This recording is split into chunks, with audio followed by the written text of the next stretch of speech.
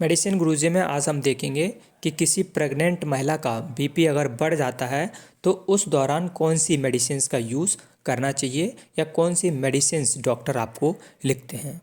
उससे पहले देख लेते हैं कि ब्लड प्रेशर होता क्या है, बीपी कैसे बढ़ जाता है।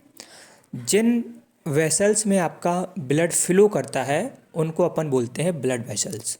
तो जब वो ब्लड वेसल्स कॉन्स्ट्रिक्ट हो जाती हैं, सकरी हो जाती हैं, नैरो हो जाती हैं, पतली हो जाती हैं आम बोलचाल की भाषा में, तो जो ब्लड फ्लो हो रहा है वो कम ब्लड फ्लो होगा और उस दौरान आपकी वेसल्स पे जो प्रेशर लगेगा वो ज़्यादा प्रेशर लगेगा। तो इस स्थिति को हम अपन बोलते हैं कि बीपी हाई हो गया है। ब्लड वेसल्स पतली हो जाएंगी तो ब्लड अच्छे से फ्लो नहीं कर पाएगा, कार्डियक आउटपुट बढ़ जाएगा, तो उस स्थिति को हम बोलते हैं ब्लड प्रेशर हाई हो गया। नॉर्मल जो ब्लड प्रेशर होता है एक हेल्दी पर्सन का वो 120/80 mmHg होता है, जिसमें 120 जो होता है वो सिस्टोलिक प्रेशर होता है और 100 जो 80 है वो होता है आपका डायस्टोलिक प्रेशर। ये तो आपका नॉर्मल प्रेशर हो गया। बीपी हाई कब 140 से 150 सिस्टोलिक प्रेशर हो जाए, डायस्टोलिक प्रेशर 90 से 100 हो जाए, इस स्थिति को बोलते हैं कि बीपी बढ़ गया है। अगर आपका प्रेशर यही 180/110 mmHg पहुंच जाए तो इसको बोलते हैं हाइपरटेंसिस का क्राइसिस हो गया है, कि यानी कि सीवियर बीपी, आपका ज़्यादा बीपी बढ़ गया है। ठीक है। अगर किसी प्रेग्नेंट महिला के साथ यही स्थिति उत्पन्न होती है तो कौन सी मेडिसिन्स आपको उसको देना चाहिए और डॉक्टर क्या मेडिसिन्स लिखता है उसकी आज बात करेंगे। तो बीपी को कम करने के लिए प्रेगनेंसी में 4 ड्रग का यूज होता है। पूरे मेडिसिन्स में आपको प्रेगनेंसी के बीपी कम करने के लिए 4 मेडिसिन हैं। वैसे ब्लड प्रेशर को कम करने के लिए कई मेडिसिन्स का यूज होता है, लेकिन अगर आप किसी प्रेग्नेंट महिला का बीपी ज़्यादा हो गया है, बढ़ गया है, उसमें मुख्य तौर से 4 ड्रग का यूज होता है। सबसे पहले हम बात करते हैं हाइड्रोलाजीन की। हाइड्रोलाजीन एक पोटेंट वैसोडाइलेटर है। हाइड्रोलाजीन का काम क्या है कि आपकी बॉडी में कैल्शियम पोटेशियम चैनल जो है, पोटेशियम चैनल को क्या करेगा, ओपन कर देगा। ठीक है। जैसे ही आपका पोटेशियम चैनल ओपन होगा तो आपकी बॉडी में NO नाइट्रिक ऑक्साइड्स का जनरेशन होने लगता है। और नाइट्रिक ऑक्साइड्स का काम क्या है, वेसल्स को डायलेट कर देना, यानी कि जो ब्लड वेसल्स आपकी पतली हो गई थी वो अब कैसी हो जाएंगी, डायलेट हो जाएंगी, चौड़ी हो जाएंगी, तो जो ब्लड का फ्लो है वो अच्छे से हो पाएगा।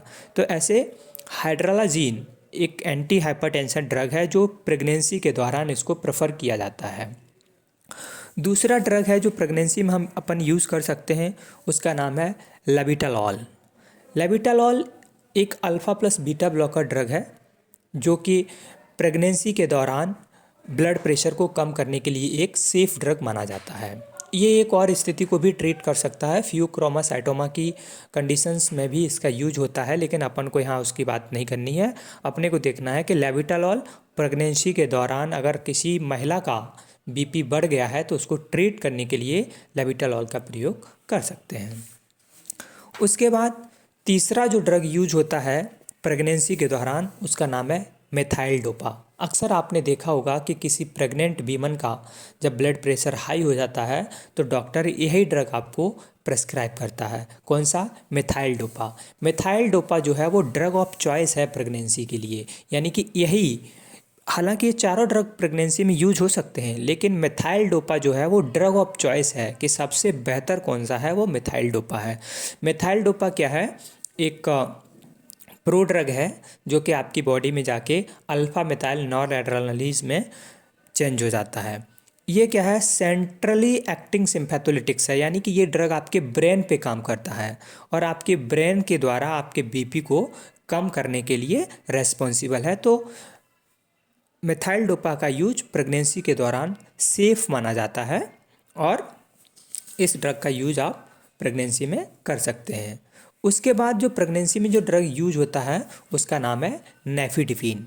नेफिडिपिन एक कैल्शियम चैनल ब्लॉकर है, नॉन हाइड्रोपायरिडिन्स डेरिवेटिव है। नेफिडिपिन, एम्लोडिपिन, ये नेफिडिपिन, एम्लोडिपिन, निकार्डिपिन, ये सारे ड्रग वो बीपी को कम करने के लिए यूज होते हैं, लेकिन जो प्रेगनेंसी में बीपी को कम करने के लिए ड्रग यूज होता है उसका नाम है नेफिडिपिन।